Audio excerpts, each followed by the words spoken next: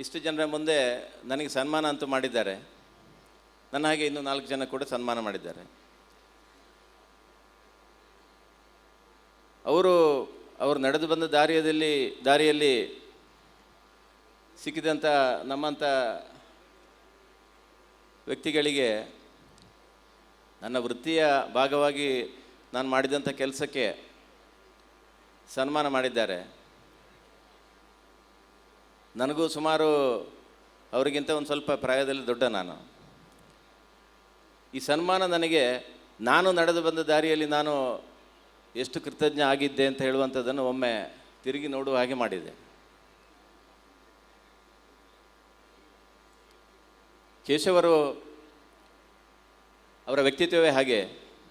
ನನಗೆ ಅವರದ್ದು ಪರಿಚಯ 12 ವರ್ಷ ಆಯಿತು. ಈಗ ಬಹಳ ಸಣ್ಣ ಸಣ್ಣ ವಿಚಾರಗಳು ಕೂಡ ಅವರದೇ ಆದ ರೀತಿಯಲ್ಲಿ ತುಂಬ ಗಂಭೀರವಾಗಿ ಯೋಚನೆ ಮಾಡ್ತಾರೆ. ಅವರ ಕ್ಷಮೆ ಕೇಳ್ತೇನೆ, ನಾನು ಮತ್ತೆ ಅವರ ವಿಷಯವೇ ಮಾತಾಡ್ತಾ ಇದ್ದೇನೆ.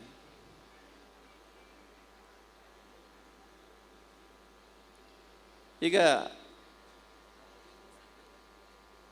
ಕೇಶವರ ನ್ಯೂನತೆ ಬಗ್ಗೆ ನಾನು ಹೇಳಬಾರದು. ಅದನ್ನು ಅವರು ಹೇಳುವುದನ್ನು ಯಾವತ್ತೂ ಬಯಸುವುದಿಲ್ಲ. ಅವ್ರು ಯಾವಾಗಲೂ ಹೇಳ್ತಾರೆ, ನಮಗಿರುವ ಕೊರತೆಗಳು ನಮ್ಮನ್ನು ಮುಂದೆ ತಗೊಂಡೋಗುವಂಥ ಸಾಧನಗಳು ಅಂತ. ನಮಗಿರುವ ಅವಕಾಶಗಳಲ್ಲ, ನಮಗಿರುವ ಕೊರತೆಗಳು ನಮ್ಮನ್ನು ಮುಂದೆ ಕೊಂಡೋಗುವಂಥದ್ದು ಅಂತ. ಆದ್ದರಿಂದ ಅದವರಿಗೆ ಕೊರತೆ ಅಂತ ಕಾಣೋದಿಲ್ಲ, ನಮಗೂ ಕಾಣಬಾರದು.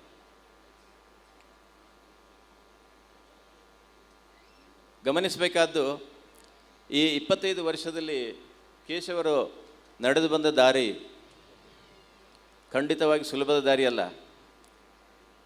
ಖಾಲಿ ಕಿಸೆಯಲ್ಲಿ ಶುರು ಮಾಡಿದಂಥವರು ಕೆಲಸವನ್ನು,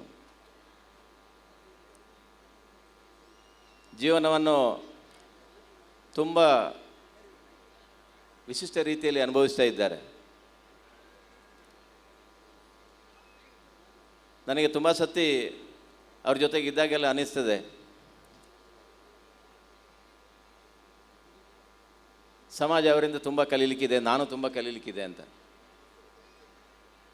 ಇವತ್ತಿನ ದಿನ SLC ವಿದ್ಯಾರ್ಥಿಗಳು, PUC ವಿದ್ಯಾರ್ಥಿಗಳು, ಡಿಗ್ರಿ ವಿದ್ಯಾರ್ಥಿಗಳು ಏನೇನೋ ಪರೀಕ್ಷೆ ಬರೀತಾರೆ, 1 ಮಾರ್ಕ್ ಕಡಿಮೆ ಆಯಿತು ಅಂತ ಆತ್ಮಹತ್ಯೆ ಮಾಡಿಕೊಳ್ತಾರೆ.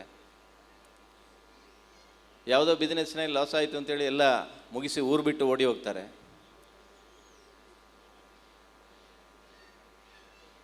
ಅಂಥವರೆಲ್ಲ ಕೇಶವರನ್ನು ನೋಡಬೇಕು. ಕೇಶವರ ಓಟ ಅದರ ಹಿಂದೆ ನಮಗೆ ಓಡಲಿಕ್ಕೆ ಆಗ್ತಾ ಇಲ್ಲ. ಖಂಡಿತವಾಗಿ ನಾವು ಅವ್ರ ಜೊತೆಗೆ ನೋಡ್ತಾ ಇದ್ದೇವೆ. ಅವರ ಓಟ ಆ ಥರದ್ದು. ಅವರು ಸಮಾಜವನ್ನು, ಜೀವನವನ್ನು ನೋಡುವ ರೀತಿ ತುಂಬ ವಿಶಿಷ್ಟವಾದದ್ದು.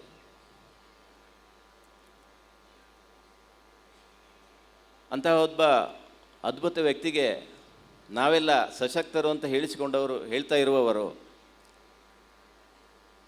ನ್ಯಾಯ ಕೊಡ್ತಾ ಇದ್ದೇವಾ ಅಥವಾ ಹಿಂದೆ ಬಿದ್ದಿದ್ದೇವಾ ಅಂತ ಹೇಳುವಂಥದ್ದು ಒಂದು ಆತ್ಮವಿಮರ್ಶೆ ನನ್ನಂಥವ್ರು ಮಾಡಿಕೊಳ್ಬೇಕು ಅಂತ ನನಗೆ ಅನ್ನಿಸ್ತದೆ.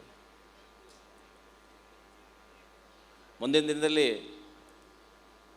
ಕೇಶವರ ಓಟದೊಂದಿಗೆ ನನಗೂ ಕನಿಷ್ಠ ನಡೆಯುವಂಥ ಒಂದು ಅವಕಾಶ ಸಿಗಲಿ. ನನ್ನ ಮೇಲೆ ಅವರು ಇಟ್ಟಂಥ ವಿಶ್ವಾಸ ಹಾಗೇ ಇರಲಿ. ನನಗೂ ಅವರ ಜೀವನದಲ್ಲಿ ಅವರ ಸಂತೋಷದ ಒಂದು ಭಾಗ ನನಗೆ ಕೊಡಲಿ